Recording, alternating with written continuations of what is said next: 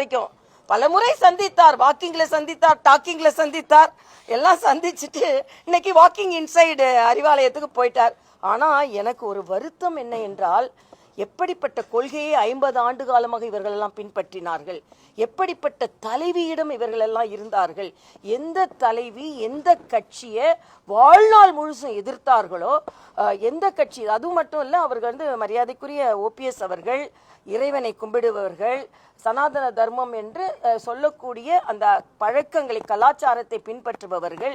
அவங்க எப்படி ஒரு இந்த கலாச்சாரத்தை ஒழிக்க போறோம், கொசுவ மாதிரி ஒழிக்க போறோம்னு சொல்லுகின்ற ஒரு கட்சியில போய் இணைந்தார் என்பது, அதாவது கூட்டணி வைக்கிறார் என்பது வேறு விஷயம், தன்னை இணைத்து கொண்டார் என்பதை என்னாலே ஜீரணிக்க முடியலனா அதிமுக தொண்டர்கள் மட்டுமல்ல தமிழக மக்களாலே சீரணிக்க முடியாது.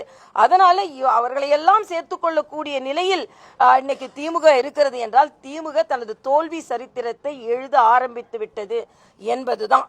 ஆனா எனக்கு என்னன்னா, இதுல தாய் கழகத்தில் போய் சேர்ந்தது மாதிரி இருக்குன்னு அண்ணன் ஓபிஎஸ் சொன்னதான் தாய்மையே கொச்சைப்படுத்துகிறார்களோ என்று எனக்கு பயமா இருக்கு. ஏன்னா நாம போய் சேரலாம் சுயநலத்துக்காக, அதுக்காக உடனே எப்படி வேண்டுமானால் அதை மாற்றிக்கொள்ளலாம் என்றால் அந்த உணர்வு இருக்கிறது என்று சொன்னார் என்றால், அப்படி என்றால் தாயாக மதித்த ஜெயலலிதா அவர்களின் உணர்வை நீங்கள் எப்படி மதிக்கிறீர்கள் என்று இது தனிப்பட்ட முறையில் எனக்கே பல கேள்விகள் எழுகிறது. அதைத்தான் சொன்னேன். அவர்கள் தனிப்பட்ட விருப்பம், யார் வேணுமானாலும் எங்க வேணுமானாலும் போய் சேரலாம்.